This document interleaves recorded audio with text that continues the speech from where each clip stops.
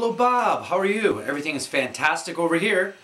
Let's go ahead and talk about More Than a Feeling from Boston off the self-titled album. Huge album. Fantastic album at that too. Now the song has definitely got a classic feel to it, but you're also using a lot of chords that are even used in a lot of contemporary music today. D sus4, C9. Kind of remind you of the feel of the song.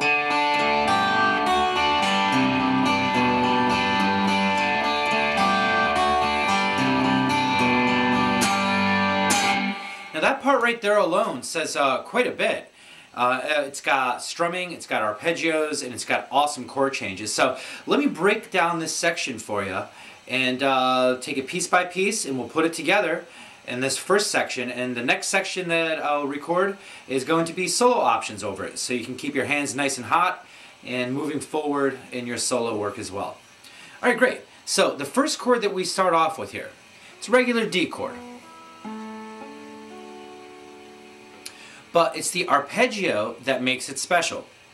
What we do here is that we arpeggiate hitting the D string, followed by B,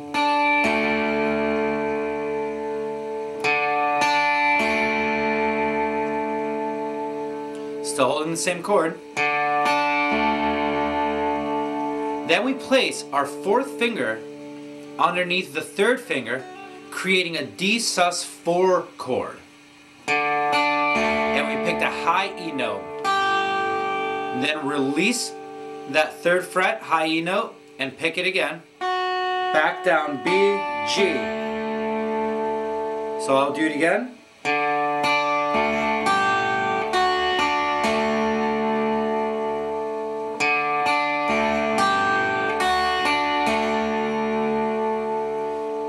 So it's going to be D string, B string, G, high E with the fourth finger down on the third fret, high E again releasing the third fret, fourth finger,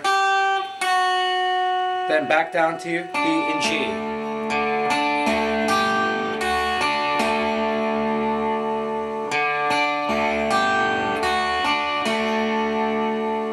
Then we're going to go into a C9 chord. A C9 looks like a G, except your first finger and second finger are on the A string and the D string. So it looks exactly like a G chord, except you do not play the low E, and you move your first finger and second finger to the A string and the D string. And we arpeggiate this by going A string, G, B. So again, that is A, G, B. Now what we do here is that we have a little bit of a run that we start. So we go C9, then we remove our second finger and put our first finger on the second fret of A. Same arpeggio. A, G, B. So this section is, or this part of it anyways, and then we strum on G. So far,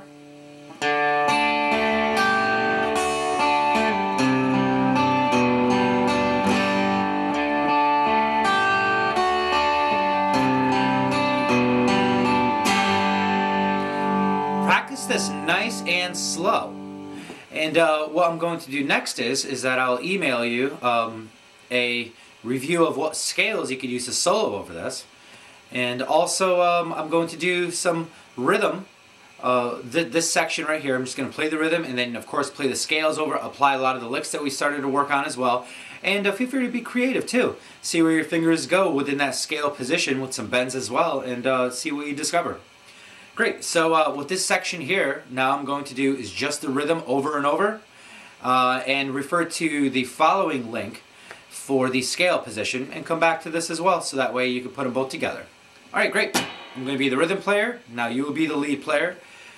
And great, think pentatonics. You're going to want to keep it in this particular case, B pentatonic.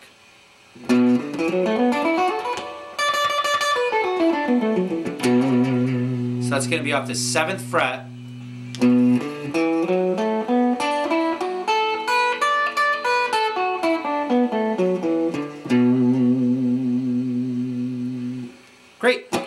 let's go ahead and do some solo work off of that. Also refer to your sheet, by the way, for what the B minor pentatonic looks like if you need a visual of what the numbers and tabs look like. Great, here we go, nice and slow. 2, 3, 4. I'm rhythm, you are lead.